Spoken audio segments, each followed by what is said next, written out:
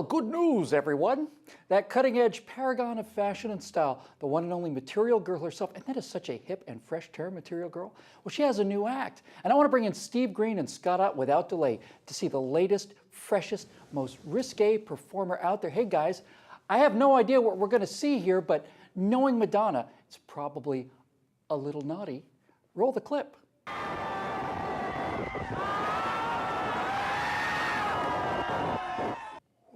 My eyes! Oh, my precious eyes! I can't see! Give me the bleach, the bleach! Oh, the eyeball! Ah! No, it's no good. I can still see! I can still see out of my eyes! Oh, God!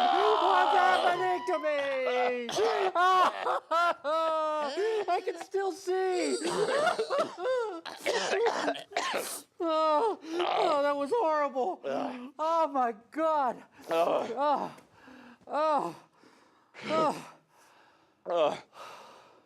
Streamer. Now, Steve, as vodka pundit, you've seen some pathetic... Oh, man. You all right, buddy? I should have warned somebody. Now, Steve, you're the vodka pundit. You've seen some pathetic, debased, loathsome, wretched, appalling, disgraceful, sad, horrible, pathological, horrid, malicious, vain, self-destructive, repulsive, and unpleasant things. But have you ever seen anything more pathetic, debased, loathsome, wretched, appalling, disgraceful, sad, horrible, pathological, horrid, malicious, vain, self-destructive, repulsive, and unpleasant than this? Yikes. Okay, when I was a kid, I had this temporary blood disorder, ITP, idiopathic thrombocytopenia. Something is in your body destroying your red blood platelets. Your blood doesn't clot. You touch my arm, and you just watch a bruise blossom, and this went on for about 2 weeks. And then it just goes away magically. But the only way to tell that it's ITP, idiopathic, that means they don't know what it is. The only way to tell the difference between ITP and leukemia is to take a bone marrow biopsy. So they marched my little 4-year-old self down to an OR. They laid me flat on my chest on a table. They pulled my drawers down. They put a local anesthetic on the skin on the back of my hip. They took a syringe with a needle. This needle was like a pipe. This needle, I think, said Keystone XL on it, okay? And they take this needle and they jam it into your hip bone, into the middle of your hip bone. And then they withdraw marrow from your body with no painkiller, no Valium, no nothing except a little topical anesthetic where they make the incision. The Madonna thing was worse. Okay, then. I was wondering where you were going with that, but it became crystal clear to me. Hey, Scotty, watching that clip, honest now, honest. Did that clip make you think of sexy time? You know, I felt like I was at a family gathering, and, you know, there was a baby crying, and somebody's grandma decided that she was going to feed it. And everybody just kind of went, oh, Grandma, no, we'll get a bottle. We'll get a jar of something. Grandma, no. Away. No, Grandma. I mean, this is, you know, I think it would have been equally appealing if she had been wearing like a scarf and she had pulled it aside and revealed a goiter the size of a grapefruit. That would have had the same effect. It's like Skeletor. Well, you know, if she had done that on her African tour, there would have been a food riot. Grandma, no. What about the children? Well, then there's this. You know, the remarkable, amazing, heroic PJ Media undercover agent known as Zombie wrote a fearless article called I Just Heard the N-Word 30,000 times, in which Zombie recounts the experience of borrowing the iPod of his or her, we don't know whether Zombie's a man or woman, distant relative, a 14-year-old girl. So Zombie then transcribes the astonishing filth that this little girl's been pumping into her head, not because she seeks it out, because it's all she knows about music, it's all her friends listen to.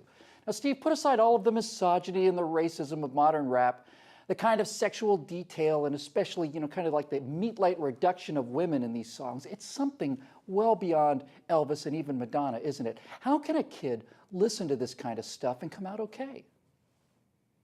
Well, I'm not sure they can. I'm getting a little more serious on this one. I'm reminded of something Tom Lehrer said in between songs on one of his albums. I think it was an Evening Wasted with Tom Lehrer. Just great album. And with this total disdain, he said something about rock and roll and other children's music. And it's true, rock is children's music. Now, I like a lot of rock, but you have to understand its limitations. Most rock is simply not up to the task of exploring the complexities of the human condition. So if you're listening to it, if that's all you're listening to as an adult, all it really has the power to do is to excite, to titillate. And as artists keep pushing those boundaries further and further out, rock loses its power to do even that. I don't think we were shocked by Madonna. You know what? She lost that power in 1992, 20 years ago, when she released her coffee table book, Sex. This is what we saw. It's sad. It really is. You know what? After we're done here, I'm going to go put on the greatest album ever, Frank Sinatra and Count Basie, live at the Sands, and I hope that works as a little brain bleach, and then I'm going to clean up this mess here on the floor. Yeah, that which has been seen cannot be unseen, my friend.